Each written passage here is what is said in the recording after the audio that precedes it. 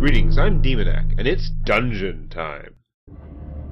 In this particular case, it's the Darkest Dungeon. This is a turn-based, party-adventuring, roguelike sort of game, but I really like the turn-based strategy elements, and although it has those roguelike sort of elements, in the sense that your characters, first off, it's hard, and secondly, your characters can totally and permanently die, or more likely go insane, which is not very helpful and tends to lead to death.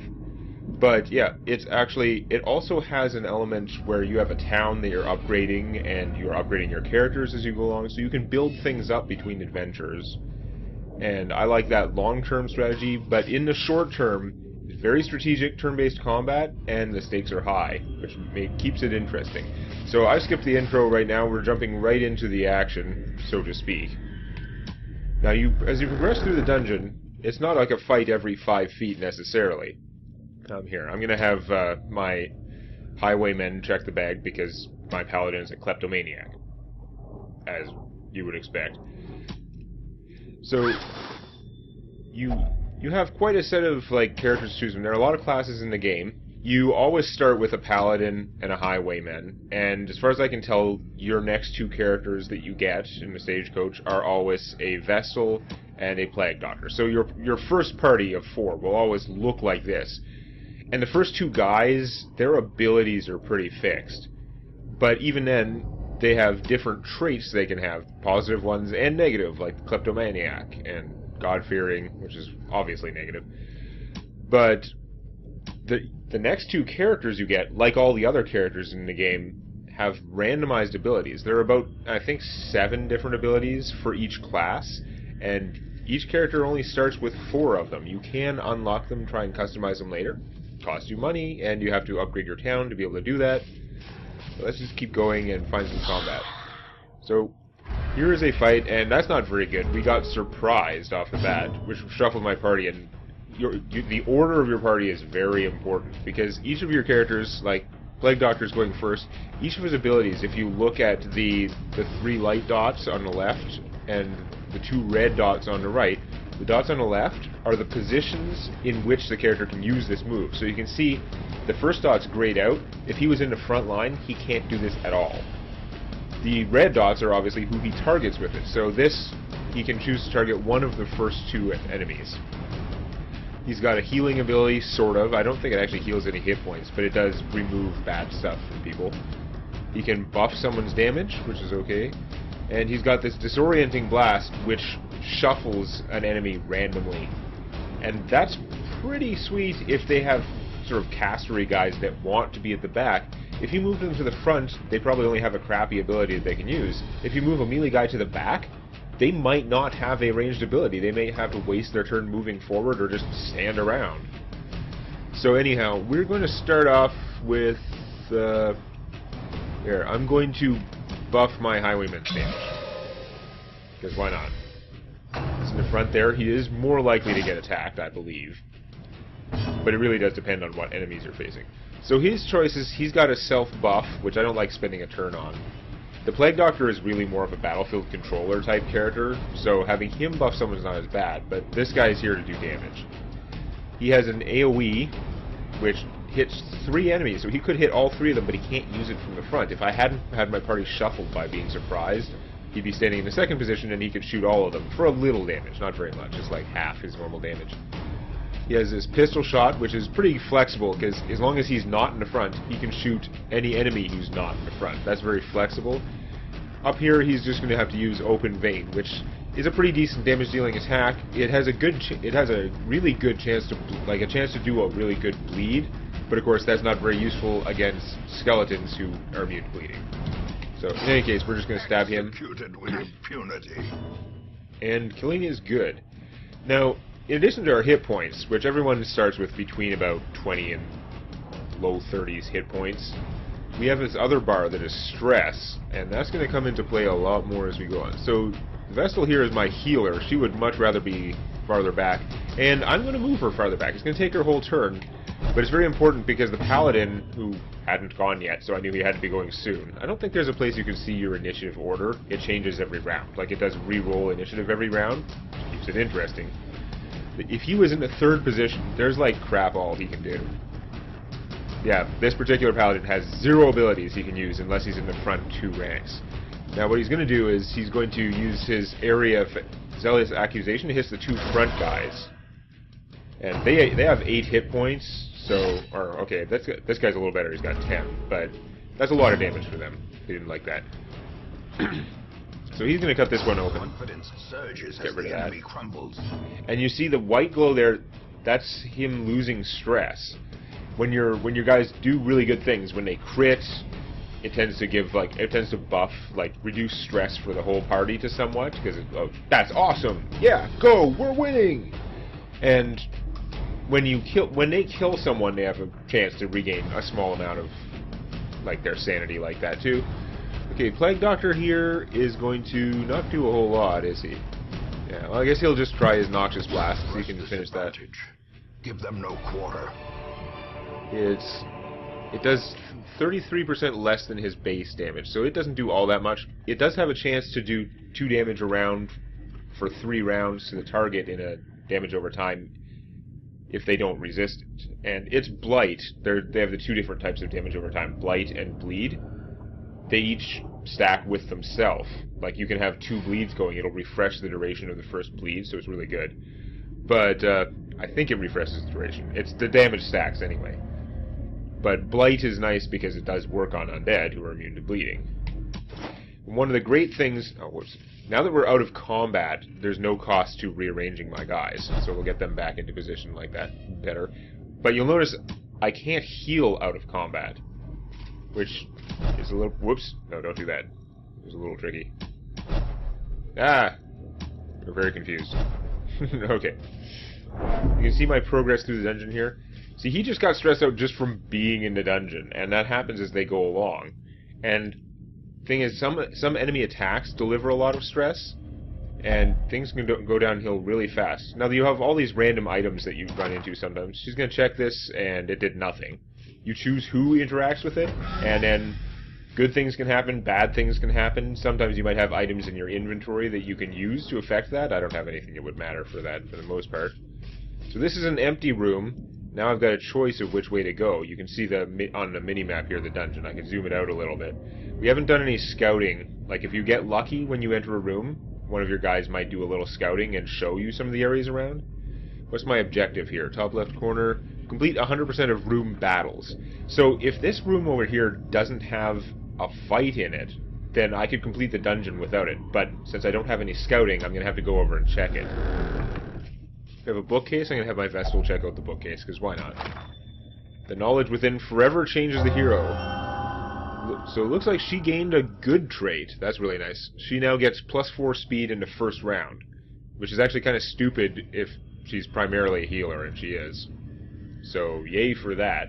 You can look at her other traits that she started with. She has Precision Striker, which gives her +3% crit for melee attacks. Now, she does have a melee attack, but if she's ever using that, I'm unhappy, because she has other jobs. Her jobs are basically heal single target, heal the entire party for a very small amount, or she has a pretty darn decent, just general, like, ranged attack, which also buffs our torchlight.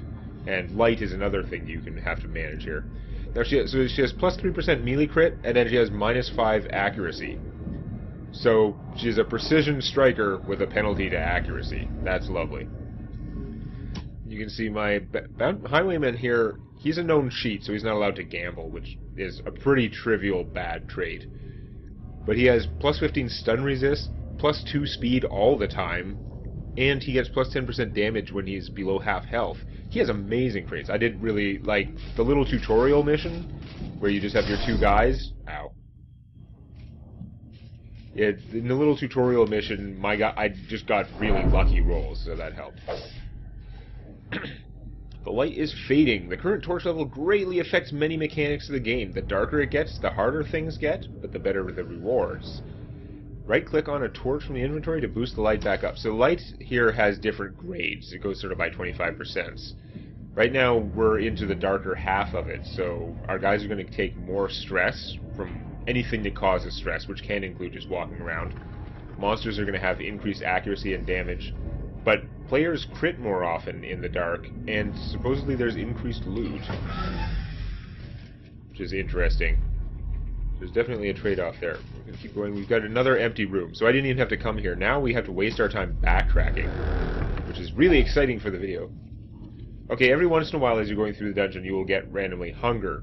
At the start of each dungeon, you have to buy a whole bunch of provisions, and that includes food, so we're going to eat the food. Eating food heals for 1 or 2 for every unit of food that you eat. Some of my guys were full health, so that didn't help them at all, but we had to eat or they would have suffered a lot of stress. More stress there. Check out another bookcase. Oh, no. That's right, we're backtracking. It's the same bookcase. We've already used it. That's why it didn't glow or anything when I highlighted it. Okay, so go to the next room. And I don't know if there's going to be a fight here. We've got a locked case. We're going to check that out. It's probably can't get into it, but I don't know. It's trapped. Awesome. So he got a blight, 2 damage per round for 3 rounds. There are some items I could have bought in my inventory to get rid of that, but he's just going to have to take the damage. We got a whatever this is. You check that out. Decorative urn. Okay. She's infected by the ashes. She resisted it, but she could have taken a bunch of crap damage too. A lot of those contain treasure, but a lot of them contain madness-inducing stuff. See, that pulse that went out when we entered the room, that was scouting.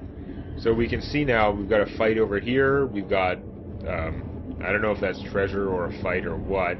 There's definitely treasure in this last room, and if there's treasure, there's probably a fight.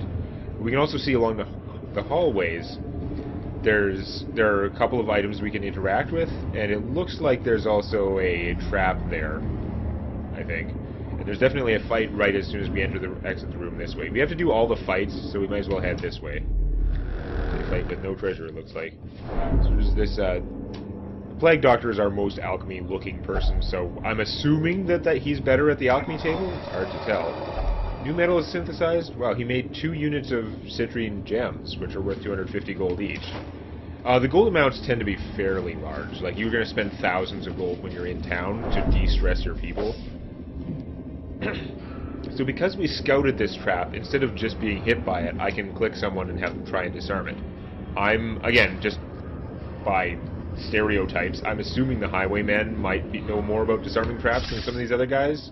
Didn't work for me that time. Mechanical hazards. Wow, he's taking a lot of damage now. And our light's gone out. Awesome. Maybe we would have done better with the light on. I'm going to get some light going back here. Light it all the way In up. radiance, may we find victory. Hungry again already. Wow. That's not great. If we get hunger again, I'm going to run out of food. Okay, so we have a skeleton tank type dude, 2 cultist type dudes, and look at that. These bone quarter dicks. They throw their little goblet. It does tiny damage, but it does like 20 stress every time. And if your guys get to 100 stress, bad things happen. So what are we going to do? He's going first. He's going to use his grape shot blast and shoot all of these guys for a bunch. The cultists only have 12 hit points. It's not too bad. Like, that will soften them up enough that my other guys have a much better chance of killing them now. He did that lunge, which moved him forward and caused a bleed, which is bad. But, what are you going to do? So I could Noxious Blast one guy, do some damage. I could buff... You know, the Paladin hasn't gone yet. I'm going to buff my Paladin. Can I Battlefield Medicine anyone? I can. So I could remove his bleed. It's only a 1 damage bleed for 3 rounds, though. I think I'm better off buffing his damage. Uh-oh. Don't stun me, don't stun me, don't stun me. This is my first, like... Well, I played for a couple hours the other day on a different game. This is the start of this game, and I have only played for that couple hours. But I have watched a ton of Kool-Aid and Briarstone playing this. If you want to see more of this, I'll link to them in stuff down below. Having my Paladin stunned is bad, though, because that means his turn will be spent just de-stunning. That's horrible. I don't think the AoE heal is needed. I think the main problem is how injured this guy is. And I'm getting a knock at my door, which I'm pretty much going to ignore because I'm busy.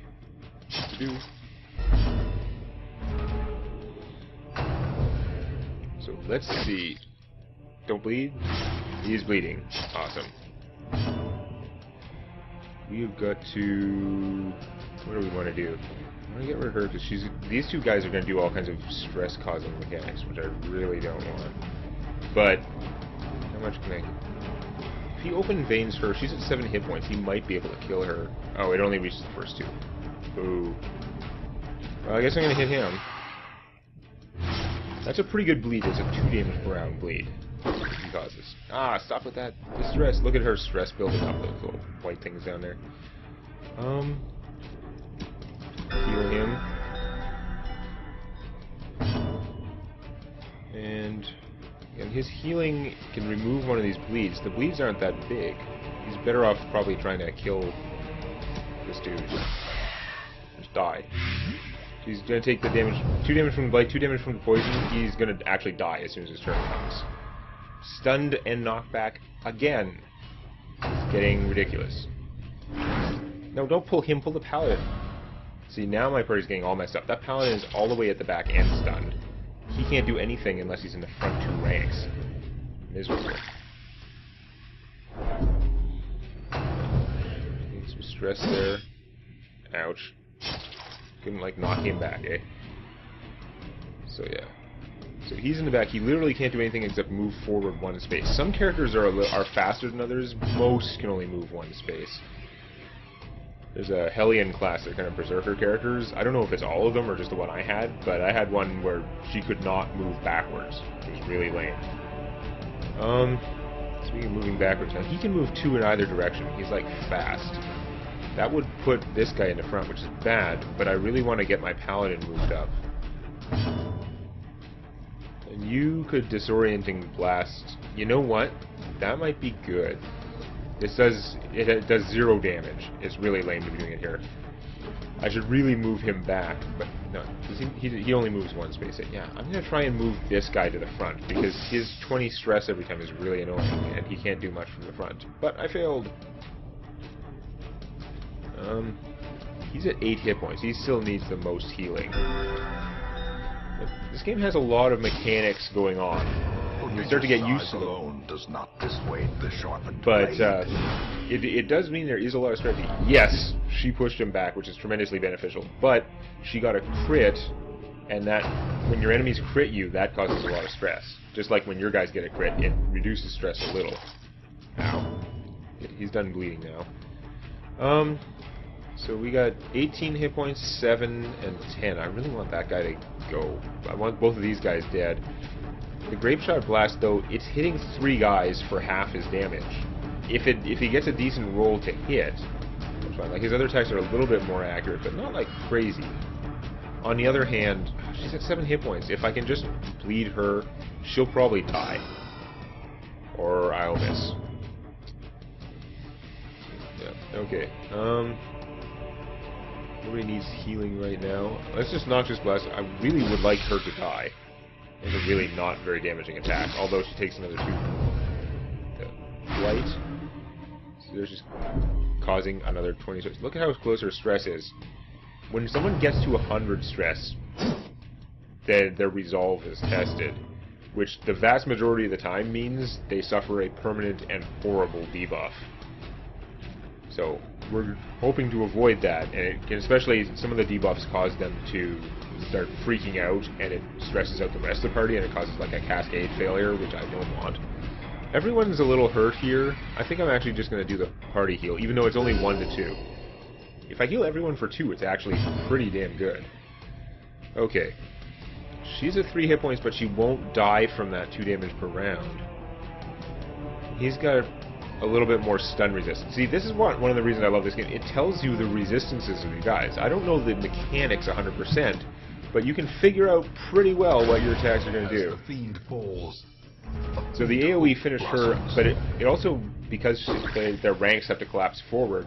No. I was hoping he couldn't do that from the front, from that close. Apparently he's got to be right in the front to not be able to. So these guys don't bleed, so I might be better off just pistol shotting the little jerk. He was at full health, but the other guy actually still had more hit points. Okay, and yeah, we're gonna just try and finish him off with blight and miss, of course. Ow. He's been hurt a lot, but let's just do the party heal, it's fine. And I'm going to try and stun this guy, even though he's got a little bit more stun resist. He is stunned. You don't need your stress. It's bad. Stop throwing things on us. The expedition is doomed! Okay, I really want you to murder this guy. See, now we have one guy who's stunned. This is where we can try and milk it, if I'm feeling a little brave. Now, the problem is he has a little bit of stress resistance, so... And notice how small the healing is. They can probably really make me pay for it if I end up... up his damage. If I try and play around with him too much, they're going to make me pay for it. Because my stun has a 100% chance base. This guy's got 38% stun resist, so it's only a 60-ish% chance that I actually stun him. If I don't, then he's probably going to hit someone for more damage than I'm healing in one round. That's the problem. So I really like the idea of milking it, but because he has a higher than average stun resist, I don't think it's worth it. I'm just going to kill him. That's a way of preventing damage. As victories mount, so too will resistance. Okay, so cleared that room. We're not in great shape. This is a game where backing out of missions is extremely viable.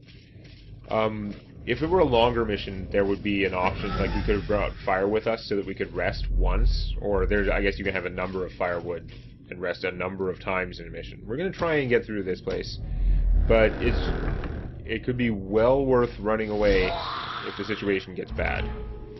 Hopefully we can handle this stuff, but again, the combat's super random. This seems like a good team to Grape Shot Blast. But they all dodge, because I think it does one to hit roll, and it applies each of their dodge separately. So if you roll really bad, then obviously it's going to hit them all. And it is a little bit, the AoE is a little bit less accurate than his other attacks. So they haven't done any damage yet, that's good. Let's keep party healing. Even if it does 1 to each person, that's 4, whereas her normal heal is like 3, her single target heal is 3 to 5, which is not that much better. So these guys don't care about positions, so using the disorienting blast isn't going to matter much. I think I should probably just start trying to kill one. Again, it has a chance to blight. It's a pretty strong blight, and because it is blight instead of bleed, it does work on these guys. Now, these Bone Rabble have 0% stun resist, so actually keeping one of them alive is not a bad idea. Of course, they have 0 stun resist. They have 100% stun resist if I miss. Damn it. Okay, well, nuts to that plan. We'll just try and finish them. Okay. Please stop missing.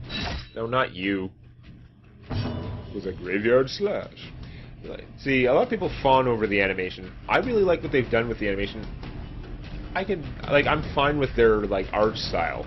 It looks good. I'm not saying it looks bad. I'm just, a pain in the ass, but I don't exactly know why everyone's so crazy about, the art style in general. But if you watch the way they've animated all this stuff, I can really appreciate, from a gameplay point of view, it's actually awesome.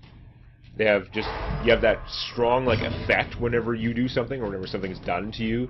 It does all kinds of things to focus your attention on, I believe it shifts the camera to the party side when one of your guys is going, it shifts the party to the enemy side when they're going.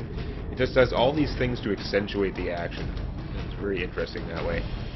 Alright, we'll just try and finish this guy. He's gonna die from the blight, for sure. The bigger the beast, the greater the glory. If we can kill this bone soldier... Death waits. Oh! For the slightest that was a tremendous amount of damage, and it's really bad. So, this is the first time I've had a guy at death's door in this game. See, when you're at 0 hit points, you don't automatically die. You go into this death's door state. When you're at death's door, you have a resistance every time something hits you, you sort of roll your death resistance. If you succeed, everything's okay. You have no hit points to go down, but every time something hits you, you have that percentage chance to be permanently dead. So if you can heal them up to 1 hit point even, if they're at 1, they can't die from the death's door thing. Like, they have to go through death's door before they die. He knocked it down to 1 hit point, but it can't bleed, so it's not working out. Yeah, whatever, just kill it. Smash. So this guy's stunned, so we should be okay. I've got nothing I can battlefield medicine, eh? Like, it's not that doesn't, like, get you out of death's door, because it doesn't do any hit points. Awesome. This does hit points. Actually, we're going to heal the whole party. That's one of the things about the party heal. If your whole party was at death's door, you drop the party heal, everyone will be back up to being able to take 1 hit. But that's why they have all these bleeding blight mechanics, because things can go horribly wrong.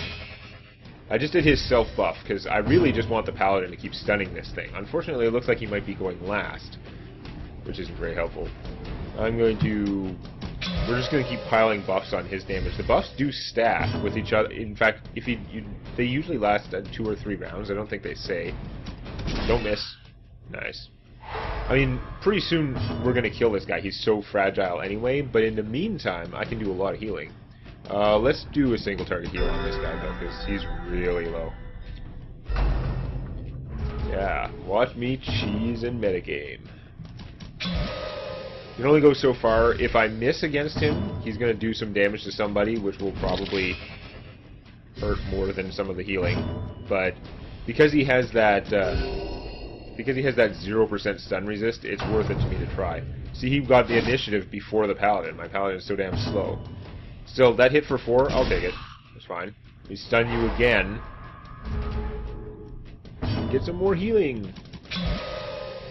See, with 2 characters buffing him, he's at plus 8 accuracy, plus 10% crit, plus 45% damage right now. Not something you would do normally in a fight, I don't think.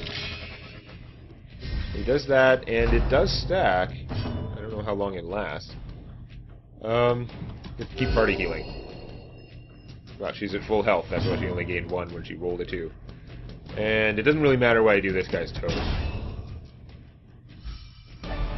These nightmarish Okay, creatures so we got gold and we got medicinal herbs, which we can use to cure random bad stuff that happens in a dungeon. So that's good. I don't really know what all they can cure, but religious-y statue. You're religious-y, right? You're not in the right position. Now do it. Soothes paling light engulfs the hero. Aha. What was aha? She didn't get anything permanent, but she got, a plus 20% damage buff. That is so not your job. Oh well. I forgot a paladin is like holy. I should have done him too, except my paladin's a kleptomaniac, so I don't want to. Okay, this is a serious fight in this room. If there's no fight in the other room, which there almost certainly is, but if there was no fight in the other room, I would win the dungeon if I succeeded this. Now check out this guy. He's 2 spaces wide, so this is position 3, this is position 4 for all our attacks and stuff.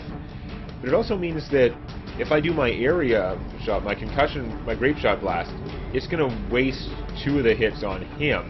It doesn't do any extra damage, so it's just going to hit 2 guys. At that point, it's not as worth it because it has lower accuracy and stuff. I'm much better off trying to get him to bleed. Although I could also try and shoot this jerk at the back. No, we're going to get him to bleed. It's going to take a long time to bleed him. This guy also has crazy stun resist, unfortunately.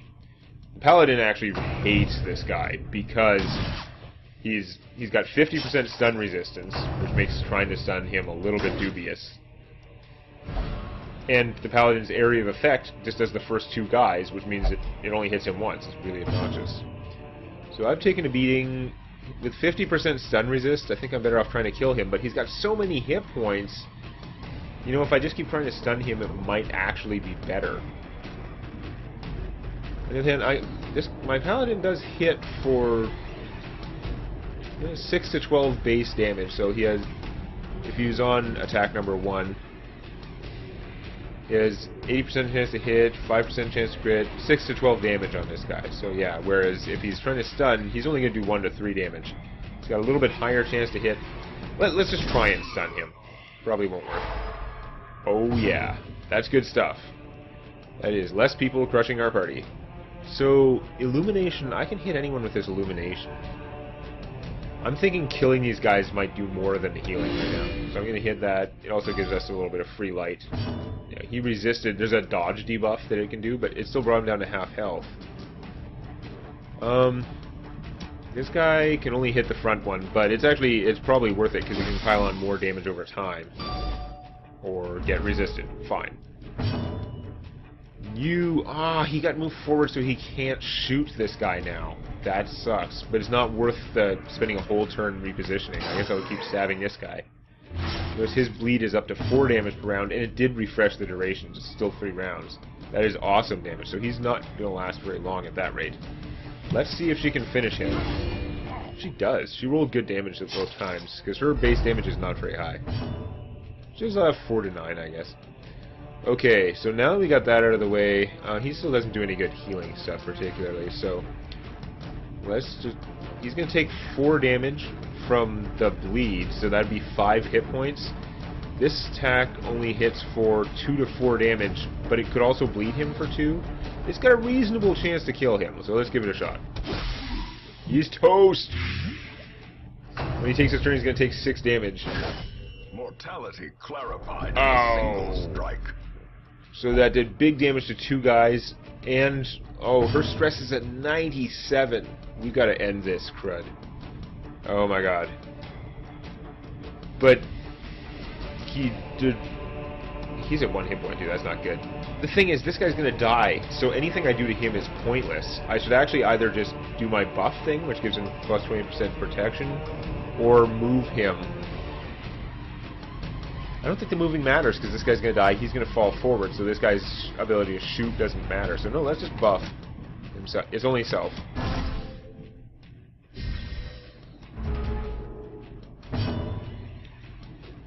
He's going to die anyway. I can't hit you, can I? Dang it. Alright, well, you're going to self-buff. You can hit him, although healing would also be good. Because there's probably another fight after this. Actually, yeah, he's not gonna die to 1 hit from her, not even close. So, let's do some healing. Victory. See, when I talk about how good the animations are from like a gameplay perspective, first off, that's really dynamic. It shows the 2 guys dodging, so you can tell it hit the 2 guys. The big skull when you kill someone, I don't know, it's just very satisfying. So, that's good. It's not as satisfying when it happens to you. Alright, let's start wailing on this guy.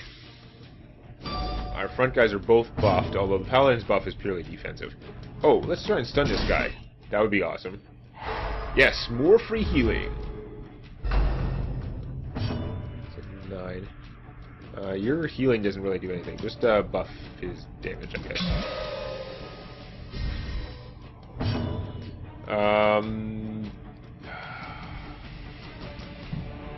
So if I stab him, it'll probably kill him, but I don't want him to go. I lost track of whether he de-stunned this round or last round. No, I stunned him last round. He de-stunned this round, so that was his turn. He's not going to get to go again. So no, I'm going to buff myself. I at least have another chance to stun him. It might not work. And I wish the Paladin was going faster so I would know whether it worked and I could decide whether to finish him. You need to single target heal the Paladin because he can't survive a hit at all. Now he's up to 7. We stun? He's got 25% resist, and he did. Okay, now we gotta go before him. Yeah, we're just gonna kill him. It's nice that this guy has the speed buff. Victory, but a victory nonetheless. 600 gold and some deeds. You see there's a bunch of this junk in my inventory. Like, the gems are just money. These things that are grayed out are just utility items I can't use right now. So I got 2 food, 1 torch, shovel. Some obstacles require a shovel, and if you don't have a shovel, it's like 20 stress to everyone. It bites. But these deeds and portraits and busts, those things you're collecting to help upgrade your town. You have less stress than other people, so you're going to check the sarcophagus. It's trapped. And you resisted. That part's good. So here's the thing. You gotta complete 100% of room battles to do this. If I keep going, she's probably gonna break her stress thing. I can't rest or do anything to get rid of it, but we're gonna have to do 2 more fights. What's the reward for completing this place? It doesn't say, does it? It's pretty good. Like, I'm gonna get a ton more money if I complete it. Oh, we're gonna keep going. I should probably just back out now, because when her stress goes off, he might go hunger. Oh damn! Eat nothing. Take 20% damage plus stress damage. No. Despondence. Set the stage for heroism. Her resolve is tested. This is gonna be horrible. She's now fearful. That's really bad. Don't trigger anyone else. Don't trigger anyone else. Okay, so that's just telling me it's the first time I've had someone become afflicted like that. So yeah, she got that permanent horrible badness. Oh no, fearful, maybe it's not permanent. It's just for the dungeon, maybe? Because it's showing up down there. It's not showing up with her, like, permanent things. Alright, well, if it's not permanent, that's much better. But let's get out of here and see. Because, yeah, we're not... Every time something happens, she's going to start stressing everyone else. These 2 guys are all my guys are close to breaking now, so I should have just left before, when she was at 97%. Failure tests the mettle of heart, brain, and body. I do get to keep whatever I haul out with me, but I would have got another pile of stuff if I had succeeded. Now, we've gained experience from staying in here. The 2 guys that were on the tutorial quest leveled up. The other 2 didn't. But whether you level up or not, you can get some kind of trait from being in here. And it's based kind of on how stressed you are and how well you did. I think if your guys are really not stressed, you're less likely to get bad ones. A lot of these are going to be both positive and negative, so let's take a look. He just got an intense craving for alcohol. A lot of these tell you exactly what they do, some of them don't. I don't know what that's like. So he's a ruminator, that's minus 10% to his stress healing, but he gained a hatred of eldritch things. He gets plus 15% damage and plus 15% stress resist against them. Excuse me. Stupid telephone. It's like a crappy day for interruptions. But yeah, so against eldritch type monsters, he gets plus 15% damage and plus 15% stress resist. I'm pretty sure that counts the cultists. So she got automatonophobia. Whatever. She's now got a penalty to her stress resistance against humanoids. That's not good. Well, I guess actual humans, I should say. Second wind, she gets plus 10% damage when her health's below 50%, which would be really good on one of these guys, but I don't want my Vestals to be damage dealing. I want them to be healers, and that's not really helping her at all. And he gained quick reflexes, just plus 2 speed, the permanent plus 2 speed one. That's an awesome trait, so good for him. Now we're going to get to see the town. I remember days when the sun shone, and laughter could be heard from the tavern. He's pretty depressing. So there are a lot of these quests. First, there are a bunch of these quests to defeat, like, bosses. There are quests for leveling up each class to level 6. And, yeah. I'm sure there might be some other quests later. But also, for the early quests, we're unlocking buildings in town. So the tavern and the abbey we've unlocked. Those are 2 places where you can go to reduce stress, which is good, because our people are all horrendously stressed.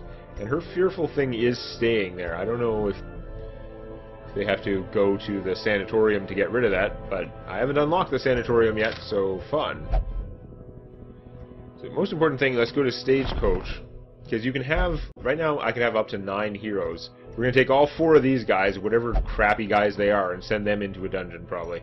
Because these guys need the stress to de-stress. This video has been going on pretty long.